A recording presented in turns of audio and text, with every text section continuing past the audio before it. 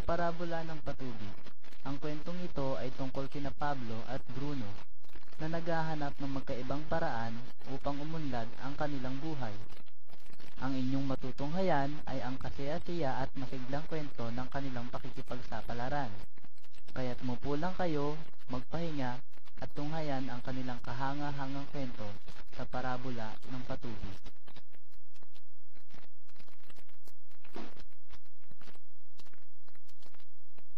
Sa isang malayong lugar, sa isang maliit na nayon na malapit sa magandang lambak, ay namumuhay ang magkaibigang sina Pablo at Bruno. Pareho silang binata at nangangarap na yumaman.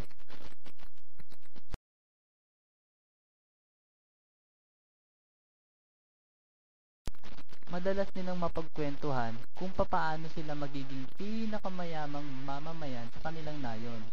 Kaya naghanap sila ng mapagkakakitaan para maabot ang kanilang mga pangarap.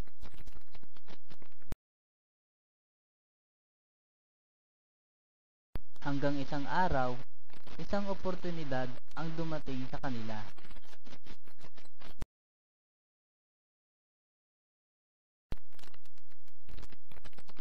Ang alkalde ng nayon ay naghahanap ng mauupahang dalawang lalaki na magdadala ng tubig mula sa bundok, patawid ng lambak hanggang sa nayon. Sila ay babayaran depende sa dami ng tubig na kanilang madadala sa nayon. Si Pablo at Bruno ay agad na masiglang nagtrabaho.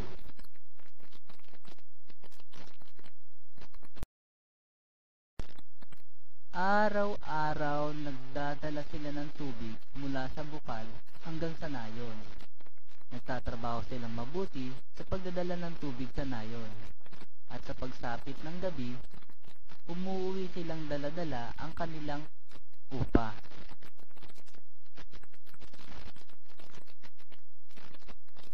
Masaya na si Bruno sa kanyang trabaho at sa kanyang kinikita. Alam niyang sa pamamagitan nito ay makakamit niya ang kanyang mga pangarap.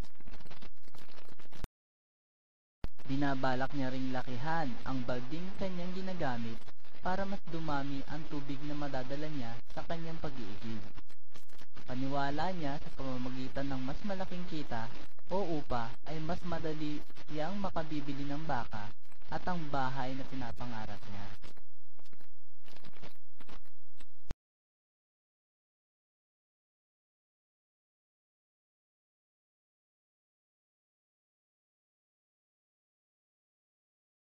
Pero si Pablo ay di masaya sa kanyang hanap buhay. Sa katapusan ng araw, masasakit ang kanyang mga kamay at likod at pagod na pagod. Kaya umisip siya ng mas madaling paraan para kumita. Hanggang isang araw, isang magandang plano ang sumagi sa kanyang isipan. Naisip niya na gumawa ng patubig para magdala ng tubig mula sa bukal ng bundok papunta sa nayon. Sa pamamagitan ng patubig, makakapagpadala na siya ng mas maraming tubig sa nayon nang hindi nagpapabalik-balik. Kaya tuwang-tuwa siyang gumawa agad ng plano. Siyempre, ibinahagi niya sa kanyang kaibigan si Bruno ang plano at hiningi niya ang tulong nito. Pero akala ni Bruno, ang plano ay isang kahibangan lamang. Ang tanging niya lang naiisip ay kung ano ang mabibili ng kanyang kita at kung paano mapabibili ang kanyang kita. Akala ni Bruno, ang paggawa ng patubig ay magpapabagal sa kanyang paghahanap buhay at pipigil sa kanyang mga pangarap. Kaya gumamit si Bruno ng mas malaking balde at mas binilisan pa niya ang pag-iigib ng tubig kaysa dati.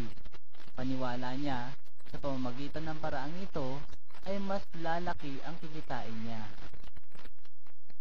Si Pablo naman ay nagdesisyong buuin ang kanyang patubig na mag-isa.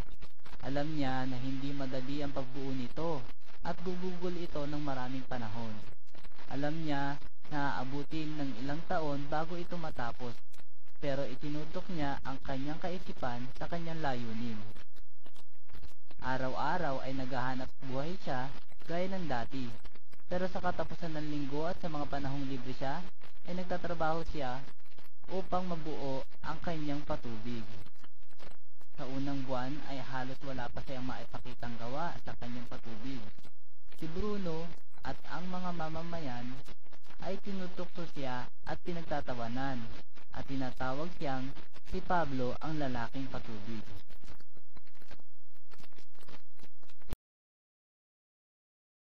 At sa mga panahong ito, ang kita ni Bruno ay dumoble na, kaya nakabili na siya ng baka at mas malaking bahay, at nagbago na rin ang paraan ng kanyang pamumuhay. Ngayon, naglilibang na siya sa inuman gamit ang kanyang kita mula sa pag-iigib ng tubig. Ang hindi alam ni Bruno, ang kanyang katawan ay nagsisimula ng sumuko sa pag-iigib ng tubig araw-araw. Kaya nagmukha siyang matanda at ang kanyang katawan ay pagod na. At umunti ng umunti ang kanyang dinadalang tubig dahil sa sobrang kapaguran ng kanyang katawan. Lumipas ang maraming buwan sa mga paggawa ni Pablo.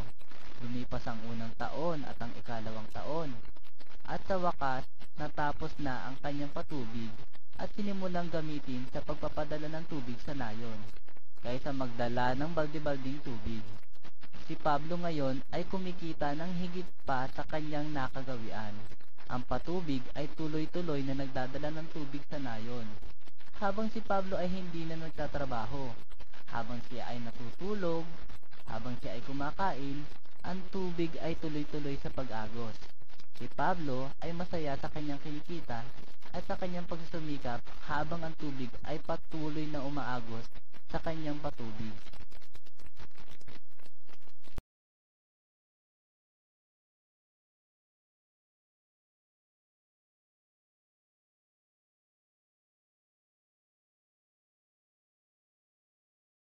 Ang kwento nila Pablo at Bruno ay naglalarawan ng buhay.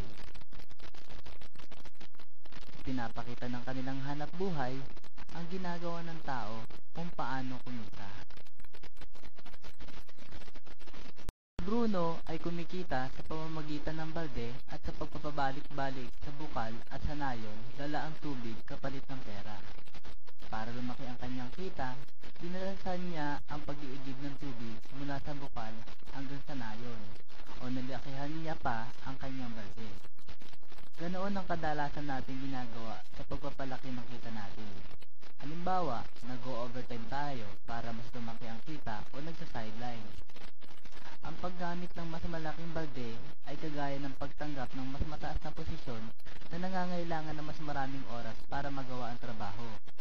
Marami sa atin ang gumagamit ng oras kagaya ni Bruno. Alam natin na ang bawat tao ay mayroon lamang 24 oras sa isang araw at imposible pang magamit ang lahat ng ito sa trabaho. At nito, nagagastos natin ang pera dahil sa sobrang pagod, pagtanda at iba pang dahilan. Kaya ang ating kita ay humihinto. Pag-aralan naman natin ang ginawa ni Pablo. Sa matalinong paraan, hindi niya inubos ang kanyang panahon sa limitado at maliit na kitaan, at ginamit niya ang iba niyang oras sa pagbuo ng patubig. Alam niya na ang patubig ay magdadala sa kanya ng tuloy-tuloy na kita, hanggang ang tubig ay tuloy-tuloy na umaagos sa kanyang patubig. Ang tuloy-tuloy na kita na dumadami habang siya ay nagtatrabaho araw-araw. Alam ni Pablo na darating ang panahon sa kanyang katandaan ay hindi na siya makakapagtrabaho pa kapalit ng pera. Alam niya na ang tanging makabubuo lamang ng patubig ay ang kanyang dalawang kamay.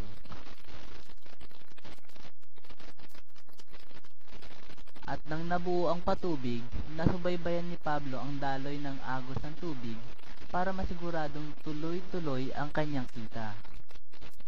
Ipinakita ni Pablo na hindi lamang ang pakikipagpalit ng oras sa pera ang tanging paraan para kumita. Talagang mayroon pang ibang paraan. Ikaw, katulad ka pa rin ba ni Bruno na direktang nakikipagpalit ng oras para sa pera? O gusto mong maging katulad ni Pablo na gumawa at nagmimintina ng patubig para sa tuloy-tuloy na kita? Kung ikaw ay interesado sa pagbuo ng sarili mong patubig, hanapin lamang ang nagbigay sa inyo ng palabas na ito. Pwede ka nang